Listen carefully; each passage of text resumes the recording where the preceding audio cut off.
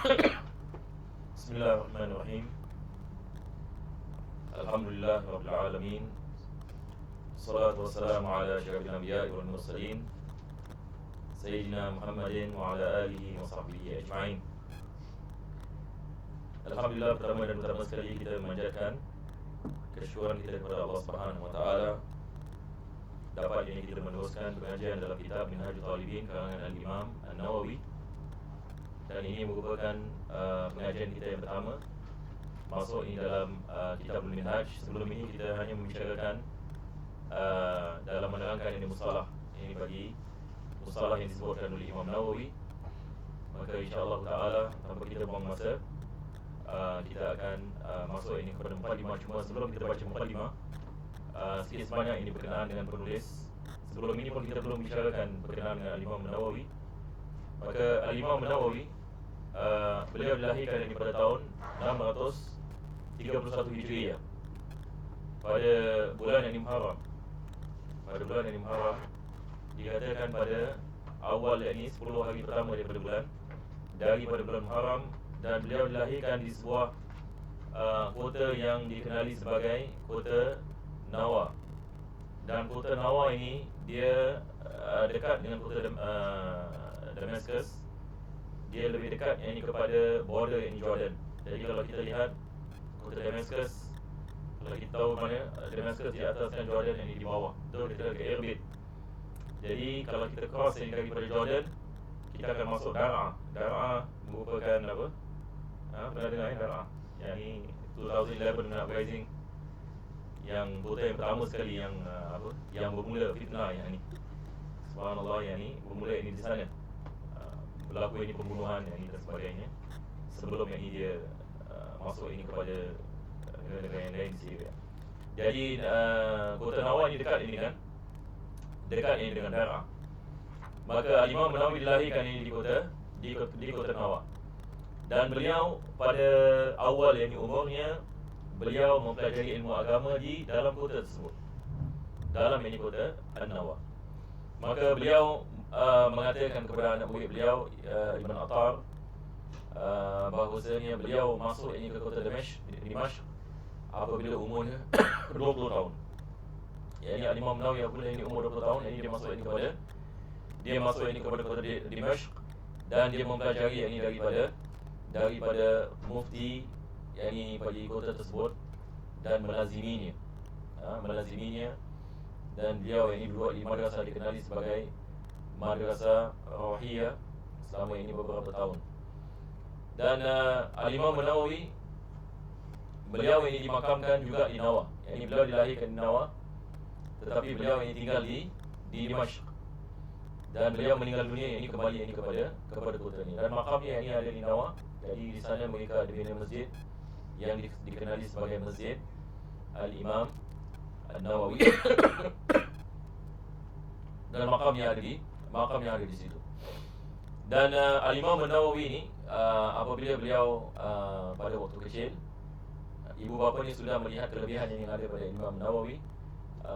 Daripada kelebihan yang Imam Nawawi ini, apabila dia masa kecil, dia mengetahui bila malam Lailatul Qadar. Maka ahli keluarganya akan lihat kepadanya untuk tunggu dia memberitahukan kepada mereka bila malam Lailatul Qadar, sebab dia dapat lihat cahaya di langit. Maka dia mengatakan, cahaya tersebut ini telah masuk rumah kami, wahai babaku, wahai ibuku.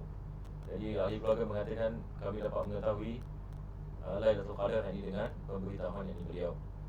Dan beliau ini, daripada kelebihan ini beliau tidak tidur, kecuali ini beberapa minit sahaja.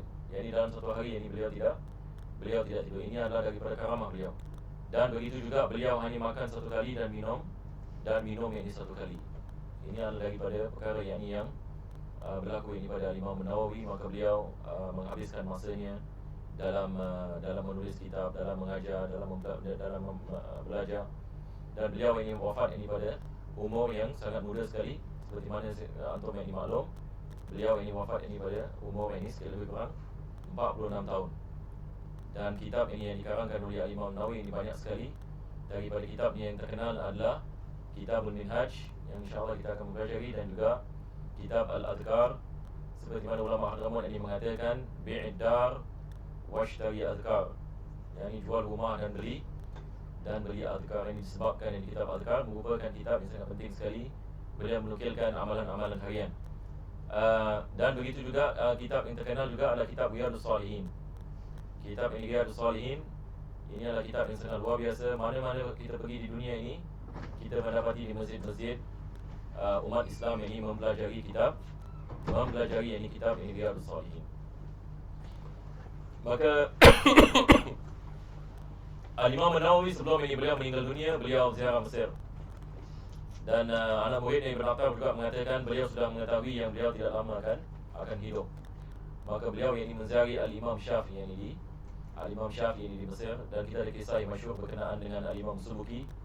Apabila dia mengetahui yang Al-Imam Syafi'i ini datang ke Mesir, dan dia tidak sempat ini menemui Imam Nawawi di Mesir. Maka setelah ini dia kembalikan ke Dimashq ini untuk bertemu dengan Imam Nawawi, dia mendapati Imam Nawawi ini telah meninggal dunia. Maka Imam Nawawi pada akhir hayatnya dia mengajar di madrasah yang dikenali sebagai Madrasah Ashrafiyah, yang mana sebelumnya mudir yang dibagi madrasah tersebut adalah Al-Imam Ibn Salah. Al-Imam Ibn Salah ini adalah imam yang besar dalam ilmu mustalah hadis. Kalau dalam ilmu mustalah hadis, Ibn Salah ini dikirakan salah satu ini imam yang besar, dan beliau mengumpulkan mudir yang dibagi Madrasah Ashrafiyah. Selepas ini wafatnya Al-Imam Ibn Salah, maka digantikan dengan Al-Imam An-Nawawi.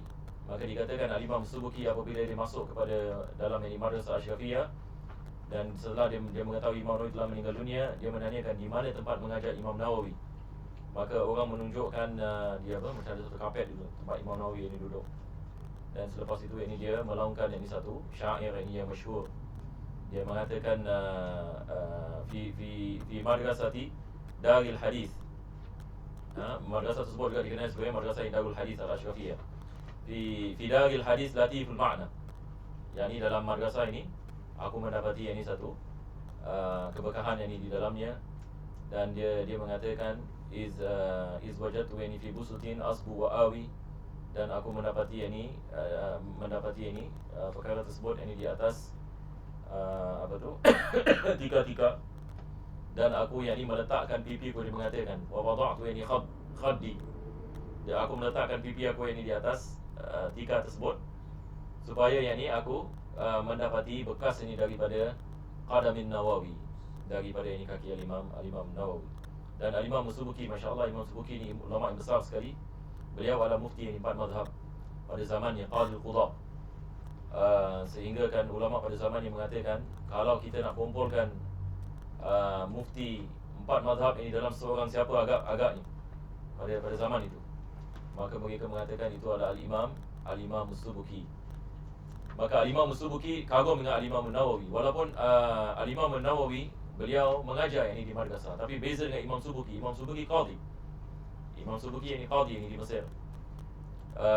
Dan apabila dia mendapati kitab Majmu' yang dikarang oleh Imam Nawawi, dia kagum dengan kitab Majmu', dan Imam Nawawi tidak sempat habis ini kitab Majmu', maka dia meneruskan ini mengarang ini kitab Al-Majmu', sehingga dia meninggal dunia pun tak habis ini kitab ini Al-Majmu'. Jadi inilah sikit lebih kurang, insyaAllah kita mendapatkan barakah insyaAllah menyebut pengarang ini kitab.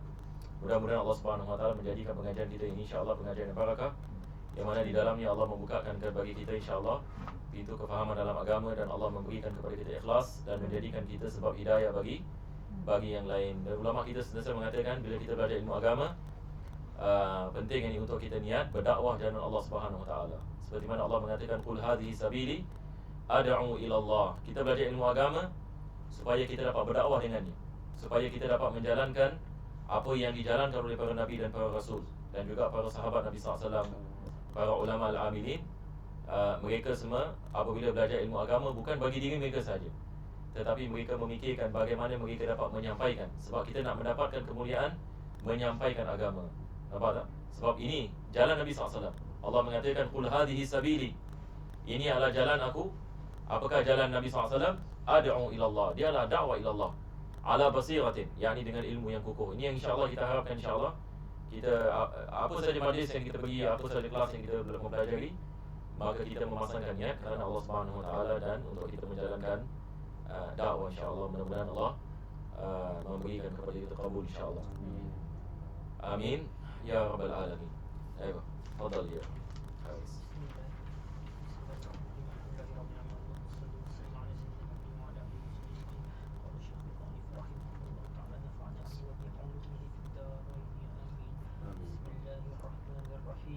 وما توفيقي إلا بالله عليه توكلت عونك يا ربي.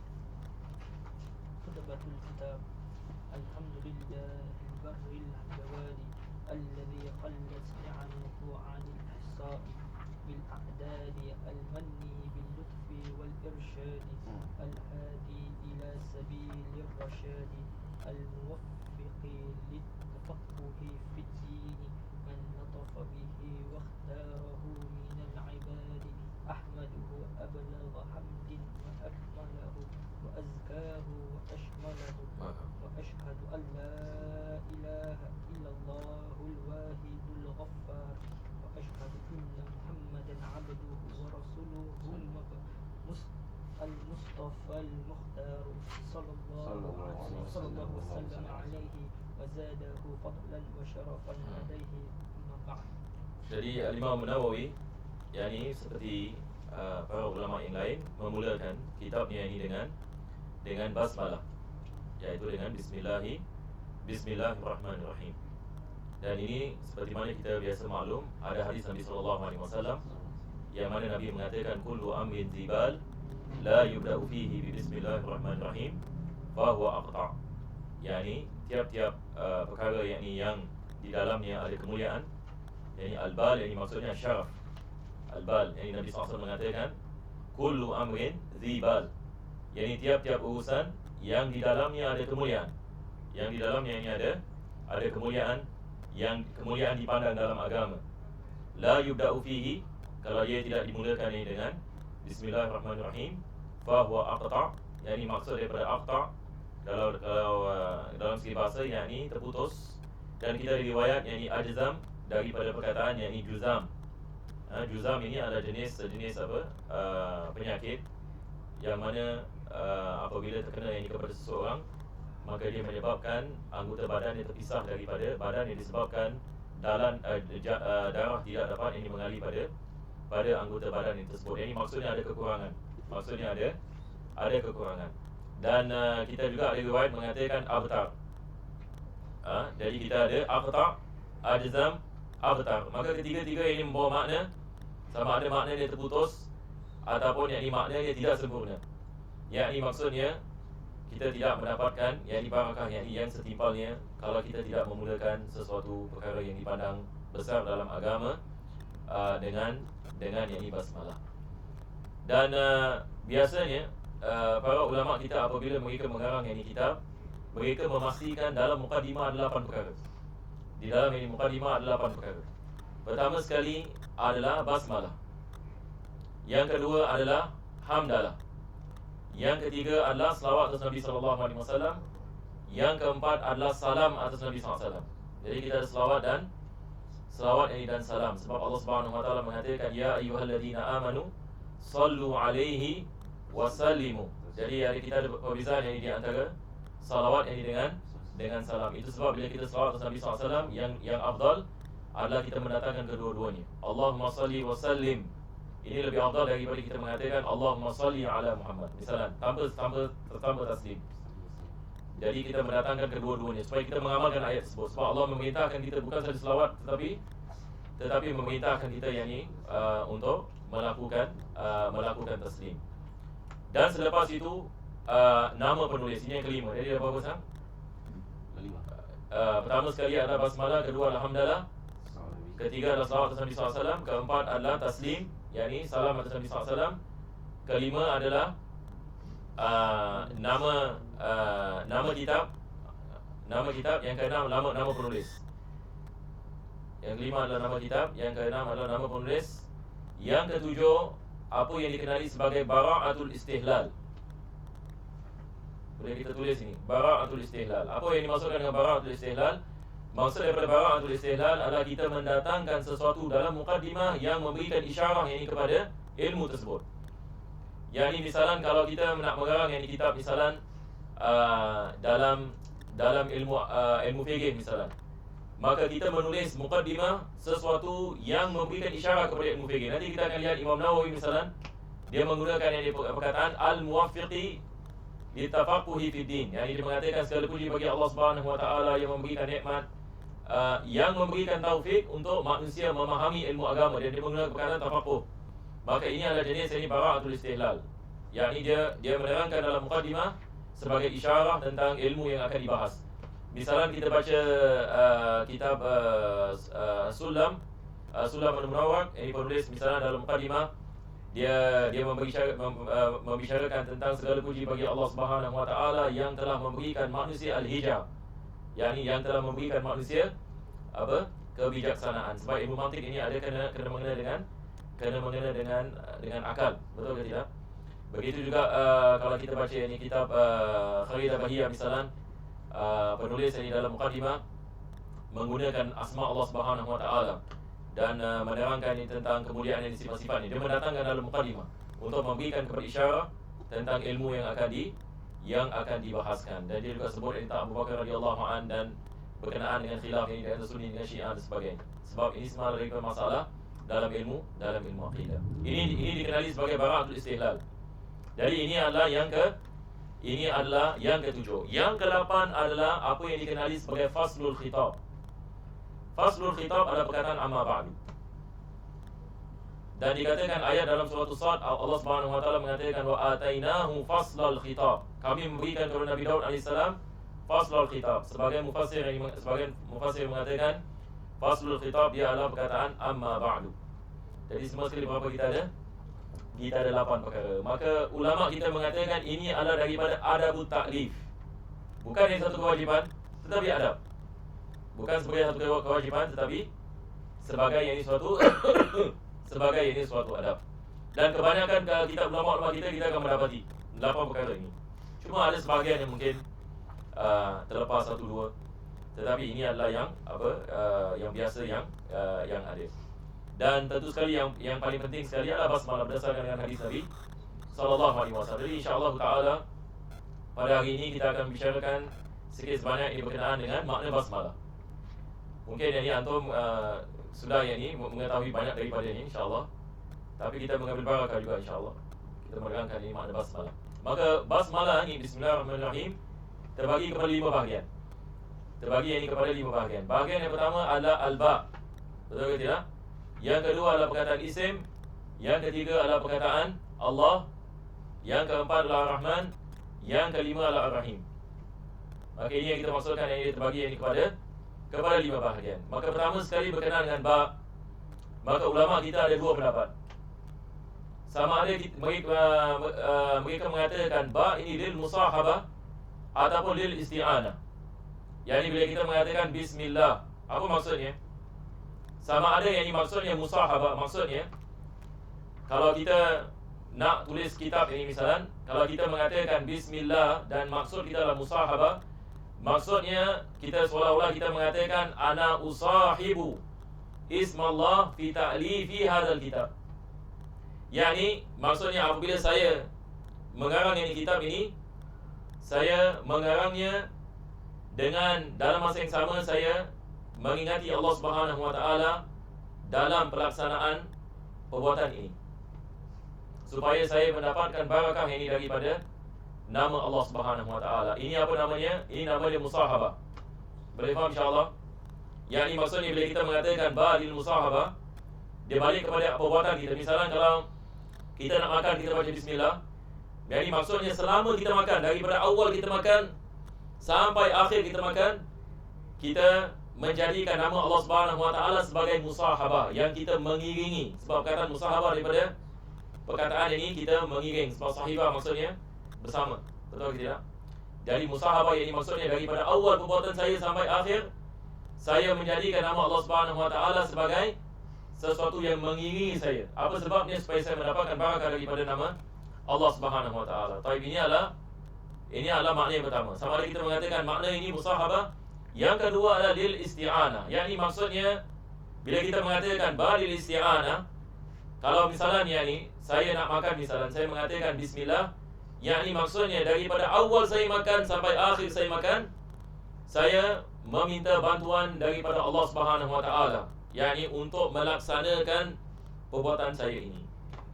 Sebab ini tidak ada perkara yang boleh berlaku kecuali berlaku dengan kuasa Allah Subhanahu Wa Taala. Jadi sama ada kita mengatakan balil musahabah ataupun lil isti'anah. Jadi apa bezanya? Bezanya yakni musahabah, yakni maksudnya saya menjadikan nama Allah Subhanahu Wa Taala sebagai sesuatu yang sentiasa mengiringi pemikiran saya, supaya saya mendapatkan barakah atas perkara yang saya melakukan. Yang kedua adalah saya menjadikan nama Allah Subhanahu Wa Taala sebagai sesuatu yang membantu saya dalam yakni perbuatan yang saya melakukan. Dan ulama kita mengatakan mana lebih afdal, makna musahabah ataupun makna isti'anah. Maka ramai daripada ulama kita mengatakan makna musahabah lebih afdal. Apa sebabnya? Sebab sebahagian ulama kita mengatakan tak wajar ini kita mengatakan misalnya saya menggunakan nama Allah sebagai alat yakni untuk membantu, sebab mereka memaham begitu. Yani bagi mereka macam seolah-olah kita menggunakan nama Allah Subhanahu Wa Taala sebagai satu alat. Jadi mereka kurang yakni cenderung yakni kepada makna yang tersebut, maka mereka mengatakan yang lebih afdal yakni kita menggunakan yakni makna yakni musahabah. Baik, jadi ini yang dimasukkan ini dengan ba. Selepas itu kita ada perkataan yakni isim, dan perkataan isim dalam segi bahasa yakni dia sama ada dia daripada perkataan sumu ataupun daripada perkataan sima. Di dalam Al-Quran Allah Subhanahu Wa Taala mengatakan simahum fi wujuhihim min asaris sujud. Yakni maksud daripada sima adalah alamah. Dia adalah alamat ini sesuatu. Yakni tanda. Kalau kita mengatakan sumu, yakni maksudnya ketinggian dalam keagungan. Ketinggian dalam keagungan. Di sini kita ada perbezaan di antara ulama Basrah dengan ulama Kufah. Ulama Basrah mereka cenderung yakni kepada isim membawa makna sumu, manakala ulama Kufah yakni mereka mengatakan dia adalah dari lebih cenderung kepada makna yakni sima.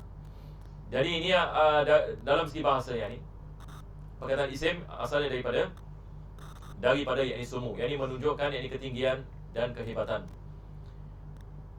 Dan selepas itu kita ada lafzul jalalah, yakni Allah Subhanahu Wa Taala, dan definisi yakni bagi Allah seperti mana dalam ilmu tauhid kita mengatakan Allah Subhanahu Wa Taala namanya yakni dia adalah al-alam li dzati wajibil wujud. Dia adalah nama bagi zat wajib al-wujud. Dan seperti mana kita mempelajari dalam ilmu akidah, wujud terbagi kepada 3 bahagian. Kita ada wujud yang wajib, wujud yang mustahil, dengan wujud yang jaiz. Maka wujud yang wajib hanya bagi Allah. Wujud yang wajib ini hanya bagi Allah. Dan maksud daripada wajib di sini adalah wajib akli, yang maksudnya adalah ma la yutasawwaru adamu, apa yang tidak dapat dibayangkan ketiadaannya, yakni maksudnya kewujudannya sentiasa. Jadi kita mengatakan Allah Subhanahu Wa Taala tidak ada awal baginya, Allah tidak ada akhir yang baginya, dan Allah Subhanahu Wa Taala tidak menerima ketiadaan, yakni sentiasa ada. Manakala selain daripada Allah Subhanahu Wa Taala menerima ketiadaan dan kewujudan, maka tiap-tiap perkara yang menerima ketiadaan dan kewujudan, maka dia adalah jaizul wujud. Dia adalah jaizul wujud. Manakala mustahilul wujud, dia tidak boleh menerima kewujudan. Dia adalah opposite wajib. Kalau wajib kita mengatakan ma la yutasawwaru adamuhu, mustahil kita mengatakan ma la yutasawwaru wujuduhu, iaitu dia tidak dapat menerima kewujudan. Jadi bila kita mengatakan mustahil akli, maksudnya dia tidak dapat wujud sama sekali. Dia tidak boleh wujud ini sama sekali. Seperti mana yang kita mengatakan misalan sesuatu yang bergerak tidak boleh dikatakan dia tidak bergerak ini dalam masa yang sama. Ini adalah mustahil akli. Sama ada sesuatu itu bergerak ataupun tidak bergerak. Tapi kita tidak boleh mengatakan dia bergerak dan tidak bergerak pada masa yang sama. Begitu juga kita mengatakan satu perkara itu dia tidak boleh wujud dan tak wujud pada masa yang sama. Sama ada dia wujud ataupun dia tidak wujud. Maka mengatakan dia wujud dan tidak wujud pada masa yang sama, ini adalah mustahil akli. Ini maksudnya dia tidak boleh menerima kewujudan ini sama sekali, sebab dia adalah mustahil. Manakala wajibul wujud, dia tidak dapat ini menerima ketiadaan. Dan hanya Allah Subhanahu Wa Taala wajibul wujud. Selain daripada Allah Subhanahu Wa Taala, semua adalah jaizul wujud ataupun mungkinul wujud. seperti manusia, jin, malaikat, segala-galanya ada permulaan yang dibagi kewujudan. Tiap-tiap perkara yang ada permulaan yang dibagi kewujudan, maka dia adalah jaizul wujud, yakni dia menerima yakni ketiadaan, dan dia juga menerima kewujudan. Yakni sebelum 100 tahun, 200 tahun kita tidak wujud, betul ke tidak? Sekarang ini kita wujud, maka kita menerima ketiadaan, dan sekarang kita menerima kewujudan. Dan selepas 100 tahun kita menerima apa? Ketiadaan. Jadi mungkinul wujud atau jaizul wujud, dia menerima ketiadaan dan kewujudan. Maka selain daripada Allah Subhanahu wa taala, segala wujud selain daripada Allah dia adalah jaizul wujud. Hanya Allah Subhanahu wa taala dia adalah wajibul wujud. Maka definisi bagi Allah dia adalah adzat wajibul wujud. Dan selepas itu kita ada nama Allah Subhanahu wa taala Ar-Rahman, yang dimaksud daripada Ar-Rahman Al-Mun'im, yakni yang memberikan nikmat. Ar-Rahman yakni Al-Mun'im bi jala'il ni'am, yakni yang memberikan yakni nikmat yakni yang umum. Manakala Ar-Rahim Al-Mun'im bi daqa'iqin ni'am. Jadi kedua-duanya membawa makna yang sama sebab dia asal perkataan rahmah. Dan rahmah dalam bahasa Arab ini ariqatu fil qalb. Dalam segi bahasa dia adalah kelembutan dalam hati. Tapi bila kita menisbahkan kepada Allah, ini maksudnya bila kita mengatakan Allah ini Ar-Rahman, maksudnya dia yang memberikan rahmah. Yani Allah Subhanahu wa taala dia yang menciptakan rahmah. Jadi kita mengatakan perkataan Al-Mun'im. Yani Al-Mun'im ini maksudnya khaliqun ni'mah. Yang menciptakan nikmat dan yang memberikan nikmat ini kepada ciptaannya.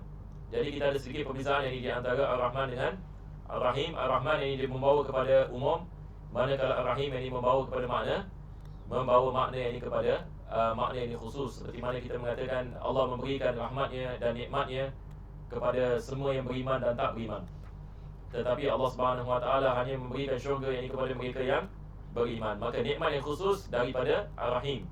Nikmat ini yang umum daripada makna Ar-Rahman. Maka kedua-dua membawa makna mubalarah. Dalam bahasa Arab dia adalah makna yakni mubalarah.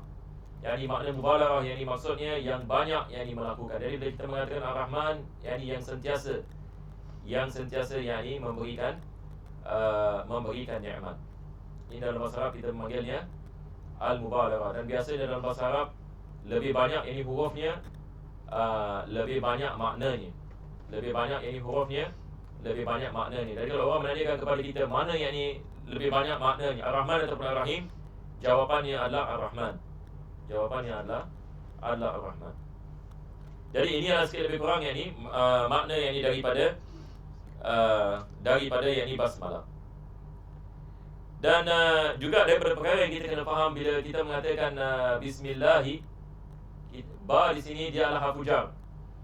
Dan bila kita ada harfu jar dan kita diikuti dengan majhur, yakni bismillah, yakni isim dia majhurun yakni bil ba, dia mengambil yakni kasrah. Maka di sini ada sesuatu yang tidak disebut. Jadi bila kita ada harfu jar, kita ada satu perkara yang dalam bahasa Arab kita memanggil al-muta'alliq. Sesuatu perkara yakni yang berkait dengan huruf jar. Jadi bila kita ada harfu jar, kita ada sesuatu yang tidak disebut tapi dia dikaitkan kepada harfu jar. Maka perkara ini sama ada dia isim ataupun dia fi'il. Maka dalam basmalah dua-dua boleh. Misalan kalau kita mengatakan misalan kita nak tulis ini kitab ini misalan. Kita menulis ini bismillahirrahmanirrahim.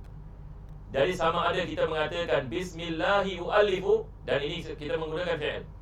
Bismillahi u'allifu, yakni dengan nama Allah Subhanahu wa taala aku menulis. Dengan nama Allah Subhanahu wa taala aku menulis. Tapi menulis ini tidak disebut. Ini kita panggil al-muta'alliq. Yakni dia berkait ini dengan ini huruf jar. Nampak tak? Ataupun kita mengatakan bismillahi ala ta'lifi, ataupun bismillahi ta'lifi hadzal kitab. Yakni dengan nama Allah Subhanahu wa taala penulisanku yakni bagi kitab ini. Jadi sama ada kita menggunakan masdar ataupun ini kita menggunakan fi'il. Maka di sini bila kita sebut harfu jar dahulu, bila kita mengatakan bismillahi u'allifu, bismillahi ta'lifi, kita membelakangkan fi'il tersebut ataupun isim yang tersebut. Sebabnya kita melakukan sedemikian untuk kita mengkhususkan, Yakni maksudnya kita mengatakan saya membaca ini Bismillahirrahmanirrahim untuk mengarang ini kitab ini. Saya membaca Bismillahirrahmanirrahim untuk makan. Maka dia punya muta'alliq yang balik kepada perbuatan apa yang kita lakukan. Kalau saya sebelum saya makan, saya baca Bismillah, ini maksudnya Bismillahi akulu, Bismillahi akli.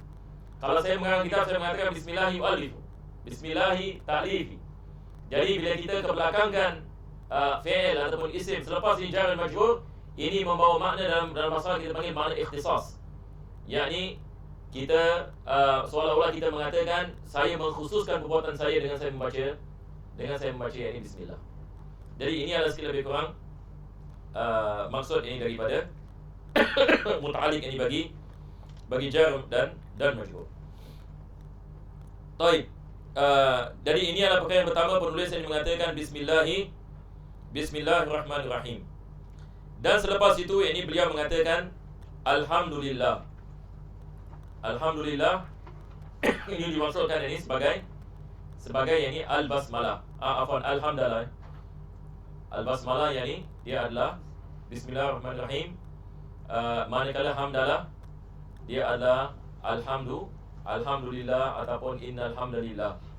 Yani kita memuji ini kepada Allah Subhanahu wa taala. Jadi nota yang saya berikan tadi dalam WhatsApp group dia sikit lebih kurang adalah keterangan maksud ini daripada alhamd dan perbezaan di antara alhamdu dengan asyukru. Jadi insya-Allah ini kita akan lihat ini kepada nota kita.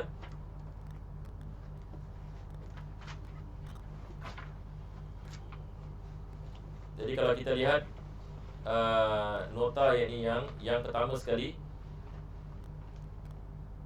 ditulis ini di sini, ini semua adalah definisi yang diambil daripada kitab-kitab bahasa dan juga kitab fikih.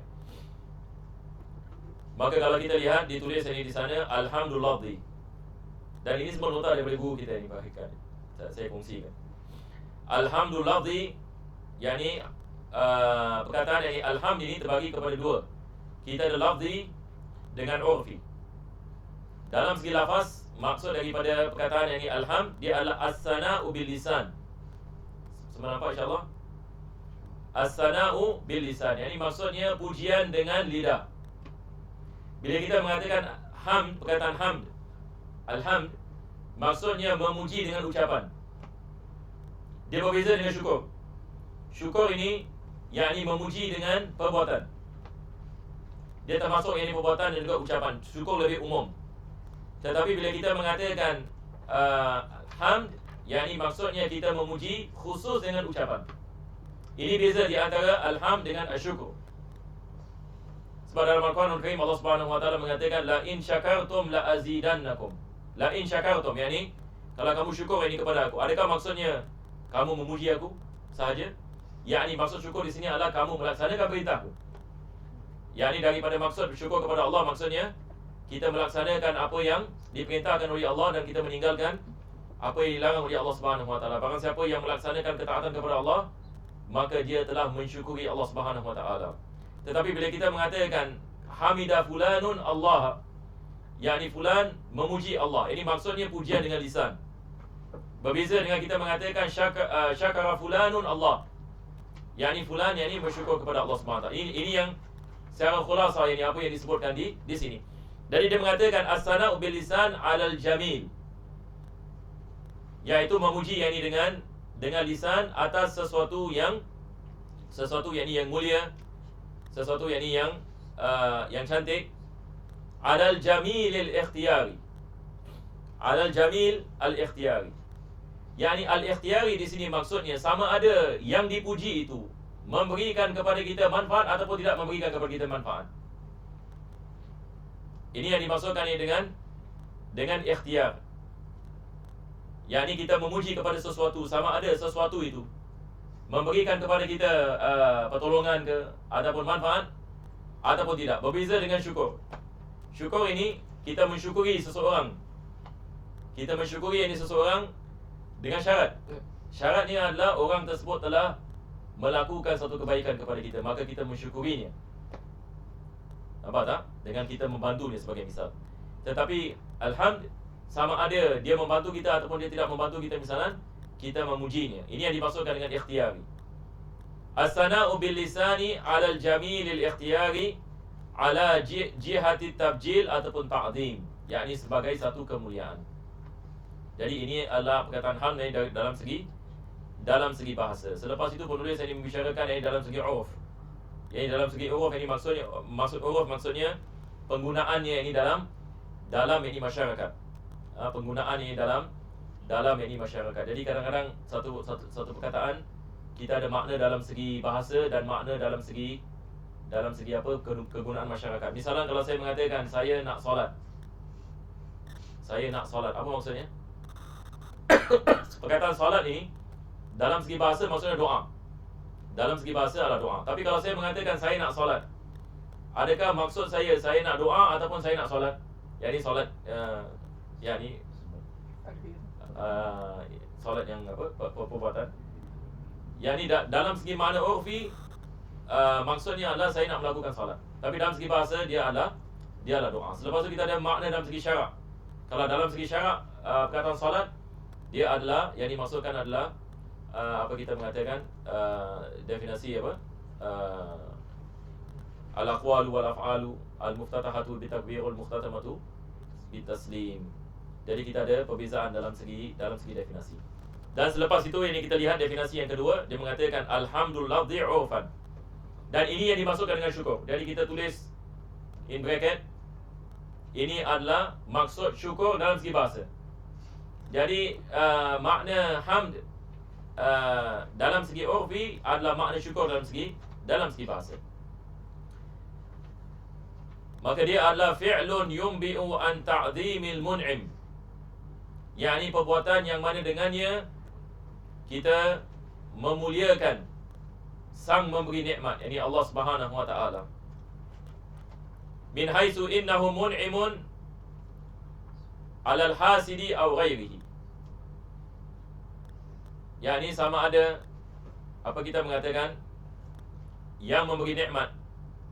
Kalau kita membicarakan yakni tentang Allah Subhanahu wa taala, maka Allah Subhanahu wa taala yakni dia kita memujinya atas yakni nikmat yang Allah Subhanahu wa taala yakni memberikan yakni kepada kita. Sama ada nikmat tersebut diberikan yakni kepada orang yang apa kita mengatakan yang beriman kepada Allah Subhanahu wa taala, ataupun yakni orang yang melakukan yakni maksiat. Sawa'un kana dzikran bil lisan am i'tiqadan wa mahabbatan bil janan. Sama ada yakni dia ucapan yakni dengan lidah ataupun dengan perbuatan. Ini adalah makna lebih umum. Sama ada yakni ucapan dengan lisan ataupun yakni dengan yakni perbuatan ataupun dengan i'tiqad. Aw amalan wa khidmatan bil arkan. Yakni dengan beramal seperti yakni melakukan salat, melaksanakan perintah-perintah Allah Subhanahu wa taala, dan melakukan ini khidmat yakni dengan anggota. Jadi ini adalah apa kita mengatakan maksud daripada alhamd, dan dia adalah dalam segi bahasa seperti mana dia mengatakan di sini walhamdu urfan. Maksud syukur adalah yang kedua tadi. Jadi maksud hamd dalam segi urf dia adalah makna syukur dalam segi bahasa. Boleh insya-Allah. Dan selepas itu syukur ini dalam segi uruf dia mengatakan sarful abdi jami'a ma an'ama Allahu alaihi bihi min sam'in wa basarin wa ghairihi ila ma khuliqa li ajlihi. Yakni syukur ini dalam segi uruf ini maksudnya seorang hamba menggunakan segala-gala yang Allah memberikan kepadanya daripada nikmat, daripada pendengaran, penglihatan dan selainnya, untuk melaksanakan atas ini sesuatu yang mana dia diciptakan kerananya, yakni untuk ibadat kepada Allah Subhanahu wa taala. Selepas itu yakni banyak kita lihat di bawah sana beza di antara syukur dengan madah dan apa yang selainnya. Jadi kita setakat ini kita membicarakan ini dua sahaja. Jadi ini adalah maksud ini daripada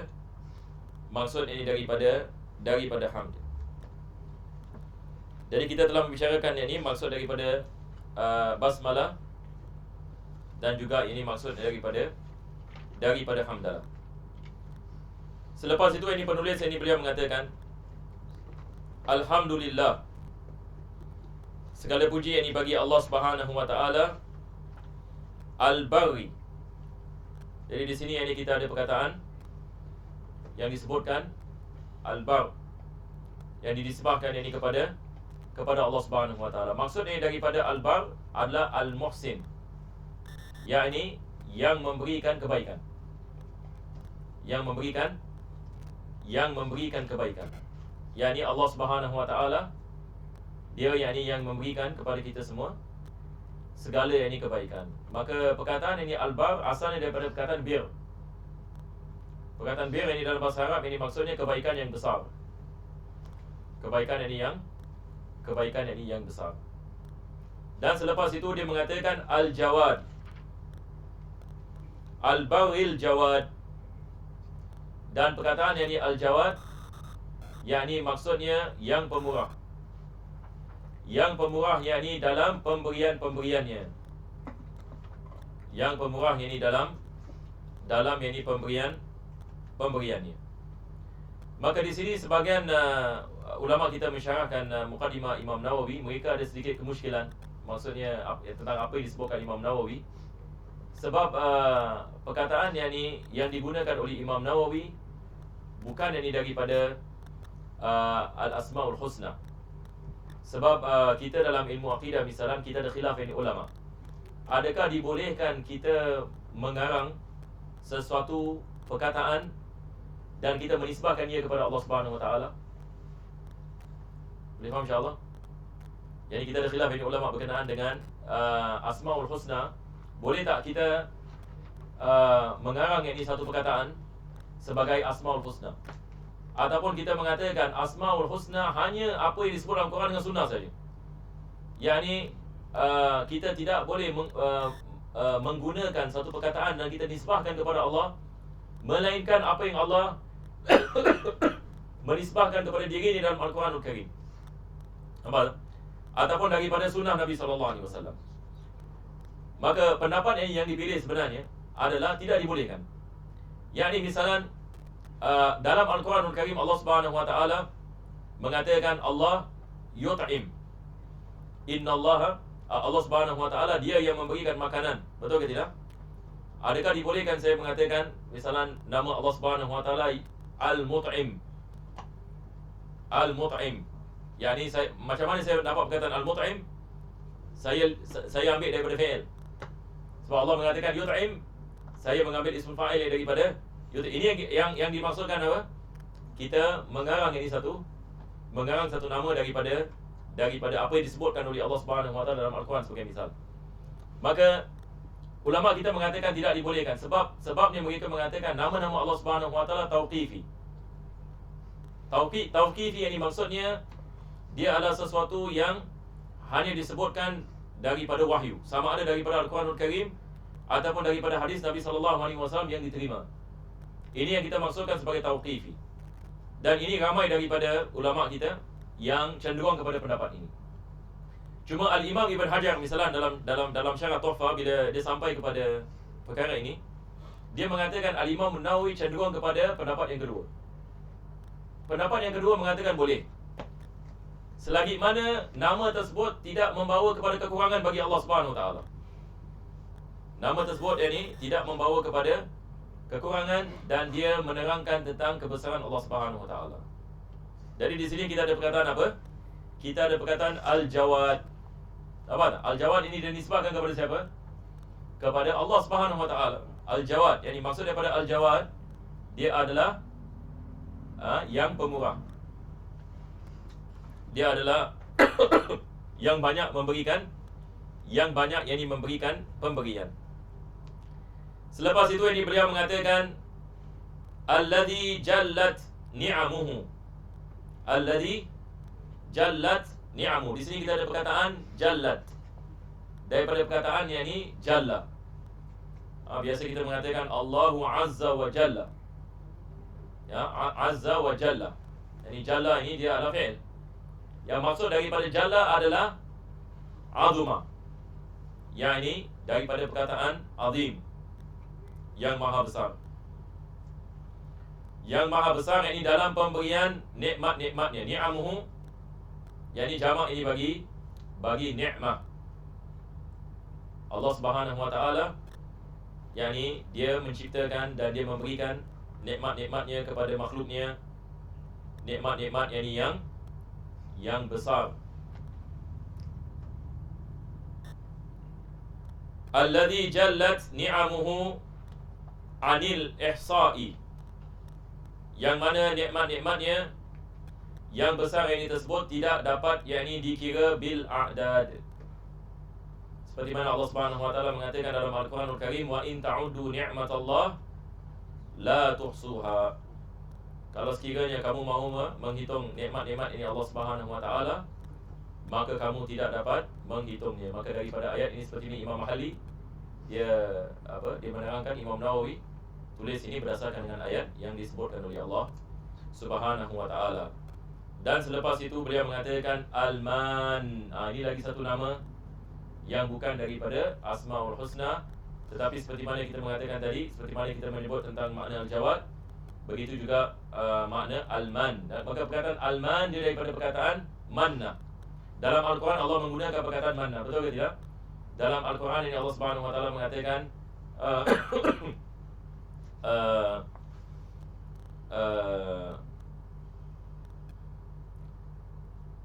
mana al-mu'minina rasulan min anfusihim yatlu alaihim ayatihi wa yuzakkihim wa yu'allimuhumul kitaba wal hikmah. Sebelum itu apa Allah Subhanahu wa taala mengatakan, walaqad manna laqad manna Allahu 'anil mu'minin, laqad manna Allahu 'anil mu'minina idz ba'atsa fihim rasulan min anfusihim. Antum boleh lihat ya, laqad manna Allah, yakni manna maksudnya yang apa kita mengatakan yang memberikan nikmat. Jadi maksud al-man dia adalah ismul fa'il daripada perkataan ini manna. Maksudnya adalah al-mun'im. Al-man ini maksudnya yang memberikan minna. Minna ini dia adalah nikmat. Al-man bil lutfi, maksud daripada lutf dia adalah kekuatan yang mana dengannya kita dapat melaksanakan ketaatan. Al-mani bil lutfi wal irsyad, yang memberikan nikmat kepada hamba-hambanya dengan nikmat ini kekuatan yang mana dengannya nak mereka dapat melaksanakan ketaatan ini kepada Allah Subhanahu wa taala. Al-mani bil lutfi, yakni dengan kekuatan yakni yang diberikan yakni oleh Allah Subhanahu wa taala. Dan kita daripada nama Allah Subhanahu wa taala adalah Al-Latif. Daripada nama Allah Subhanahu wa taala adalah Al-Latif. Maka Allah Subhanahu wa taala dia memberikan taufik, dia memberikan yakni kekuatan kepada hamba-Nya untuk melaksanakan segala apa yang diperintahkan ini oleh Allah Subhanahu wa taala. Dan perkataan ini at-taufik ini banyak perkataan al-latif banyak yang dia punya apa kita mengatakan dia punya kelebihannya. Digalakkan ini kita daripada zikir kita baca zikir ya latif. Kalau lebih-lebih lagi kalau kita dalam keadaan susah ataupun berada dalam keadaan masalah, kita baca yang ni, ya latif. Salah seorang daripada masyayikh ini di Hadramut, dia pernah sekali dipenjarakan. Dia dipenjarakan oleh komunis. Ini kisah beliau baru meninggal dunia. Jadi beliau menceritakan dia ditangkap ini oleh komunis. Lepas itu komunis masukkan dia dalam penjara dan mereka pukulnya hampir dia meninggal dunia. Selepas itu mereka mengatakan besok kita akan bunuh kau. Besok death sentence. Jadi beliau mengatakan dia membaca ya latif. Dia membaca ini ya latif beberapa ribu kali. Dia membaca ini ya latif, ya latif, ya latif. Maka satu perkara luar biasa yang berlaku. Tiba-tiba yakni dia tertidur, dia bangun pada tengah malam, dia lihat gate besi penjara sudah pecah. Datang ini satu orang dan ambil tangan dia, bawa dia keluar daripada penjara. Jadi kisah yang ajib yakni orang ini, ulama ini disebabkan ini dia baca ini ya latif. Jadi apabila dia keluar daripada penjara, dia ajarkan kepada orang. Kelebihan ini membaca kelebihan yang membaca Ya Latif. Ini adalah daripada amalan ini, lebih-lebih lagi kalau kita dalam kesusahan. Jadi insya-Allah pada hari ini kita berhenti di sini.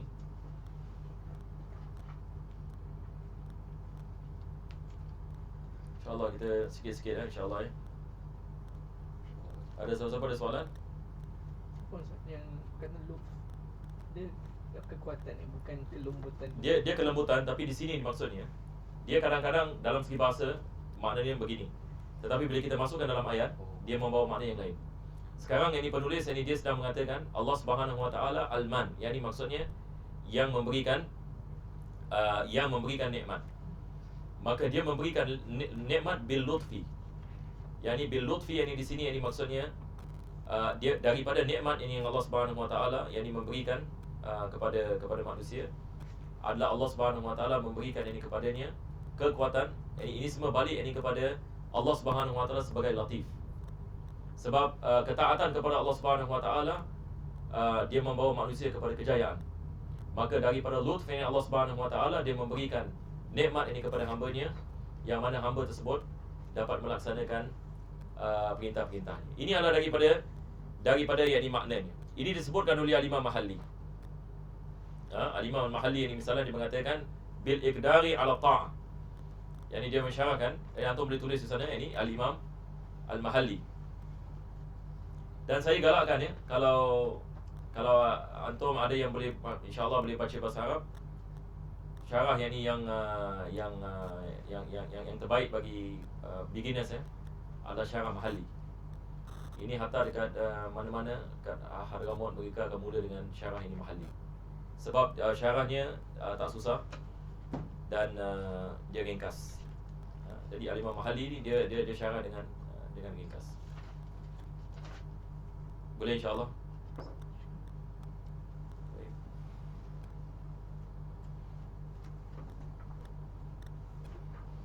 Jadi kalau tak ada apa-apa, insya-Allah kita akan sambung pada minggu yang akan datang.